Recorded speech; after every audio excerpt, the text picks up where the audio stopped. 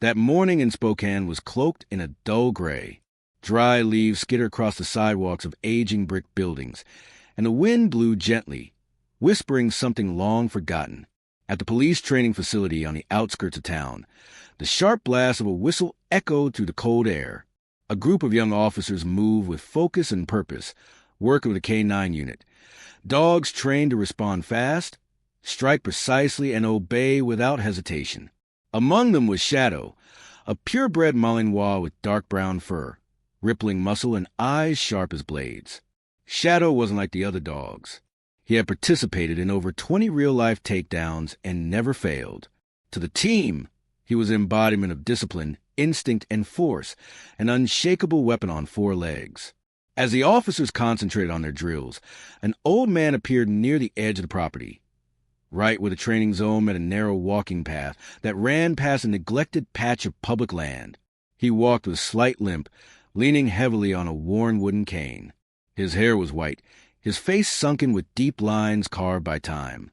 He wore a faded jacket and on his head, an old military cap, frayed at the seams and stained by years of use. The kind of hat only a real soldier keeps after war. His shoes were worn down at the heels. Every step he took seemed to carry a weight of memory. One of the younger officers spotted him and shouted across the field, "Sir, this is a K-9 training area. It's dangerous here. You can't come in." The old man stopped. He didn't get angry. He simply raised a trembling hand and pointed toward the small dirt trail beside the fence. "I'm not trying to cause trouble. I just want to pass through. This path, I used to walk it every morning." His voice was weak, gravelly, like someone who hadn't spoken much in years. But there was a weight behind it, something sorrowful and distant. The officers didn't look closely. They didn't notice the insignia on his old cap. They didn't see the tarnished dog tag hanging quietly from his neck. To them, he was just a lost old man, perhaps a bit confused, and certainly in the way. The lead handler gave a subtle nod. No words, just a signal. Shadow was released. The dog launched forward instantly, his body a blur of motion, muscles tight, claws scraping the concrete, ears up, eyes locked, focus on the target. The frail old man standing alone. The team of officers instinctively stepped back, eyes wide. No one thought anything strange. It was just another training drill, standard procedure. But something flickered in the old man's eyes as the dog charged. It wasn't fear. It wasn't panic. It was something else, recognition. A silent, stunned kind of knowing, as if he was staring at a ghost from his past, alive and barreling straight toward him. And in that split second, right when everyone expected Shadow to slam into the target with his usual precision, everything changed. Shadow raced forward like the wind. The sound of claws scraping the ground echoed through the still air as if the world was holding its breath. The officer stood frozen. No one dared move. One of them shouted, "Call him off. Bring him back." But it was too late.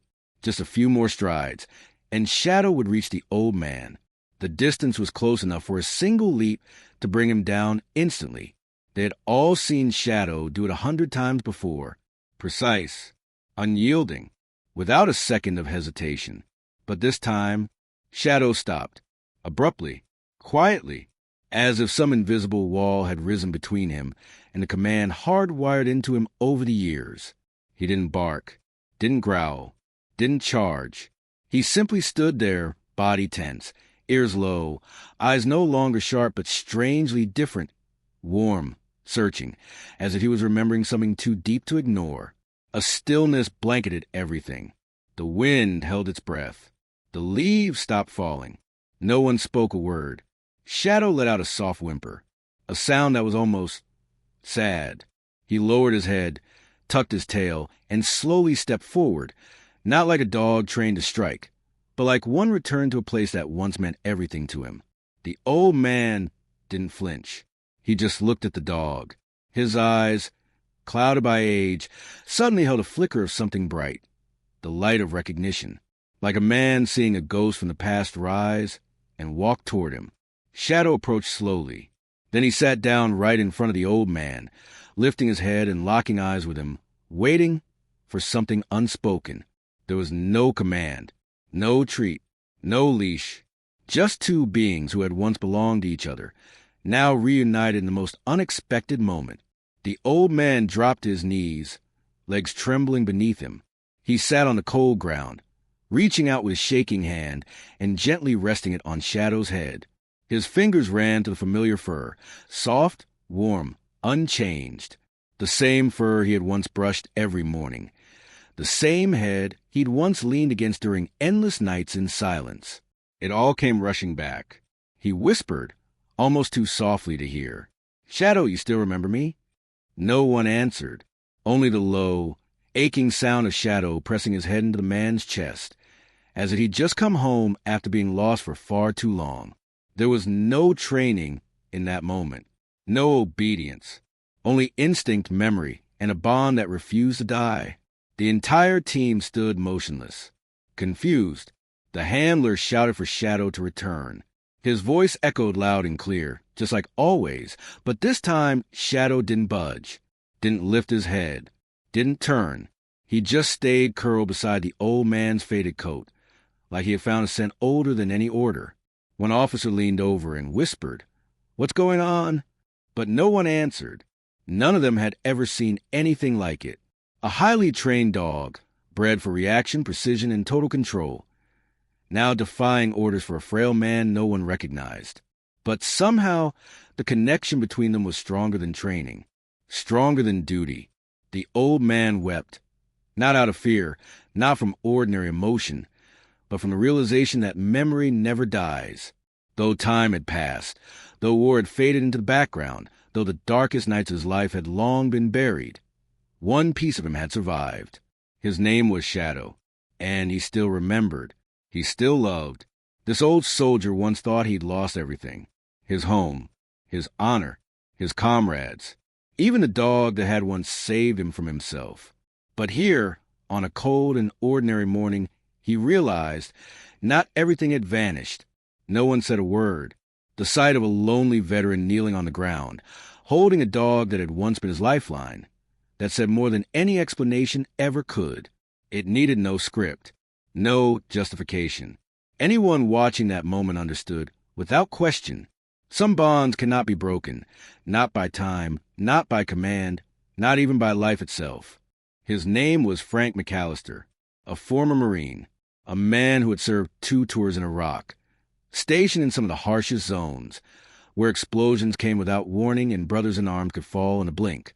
When he was discharged, Frank came home with little more than a limp, a medal he never showed anyone, and a small dog named Shadow. Shadow had once been just a trembling pup in a steel kennel at a rescue shelter, his left leg injured from an accident. They were going to put him down, say he was no longer suitable for service. But Frank saw something else in his eyes, a flicker of life, the same quiet resilience that kept Frank alive in the middle of war. He took Shadow home, cared for him with his own hands, helped him walk again, one careful step at a time. Day after day, what once was a scared, limping pup became a loyal companion. They ate together, walked together, and on the darkest, sleepless nights, it was Shadow's quiet breathing by his bedside that kept Frank from slipping into the abyss of memory. Not medicine, not therapy, just the silent presence of a dog who knew when to stay and when to lean in. 3 years passed. Frank re-enlisted in a security support program for civilian training. But one mission went wrong. A detonation left him injured, again, this time in his right leg, and he was medically forced to retire. Life after that was rough. Medical bills piled up. VA support stalled. He couldn't give Shadow the life he deserved anymore. And so, with a heart heavier than words could describe, he made a decision. He donated Shadow to AK-9 Training Center, where he could continue working, continue helping, just as he always had. Frank told himself it was the right thing to do. But when Shadow left, the house grew painfully quiet. No pause across the kitchen floor. No warm eyes watching him at the door. And every morning, Frank still looked, without meaning to, at the empty patch of carpet beside his bed where Shadow used to sleep. Years passed, 5 of them, and not a single day went by that Frank didn't think about Shadow. He didn't call, didn't inquire, partly out of fear, partly because he believed if Shadow was still out there, he was probably doing something greater than Frank could offer. This morning had been like any other, just a walk, a quiet loop down the same trail he used to take every morning. He didn't intend to stop at the training grounds, but his legs took him there. And then he heard barking in the distance, sharp, trained, powerful. Then he saw him. Shadow. There was no need for a name, no need for confirm.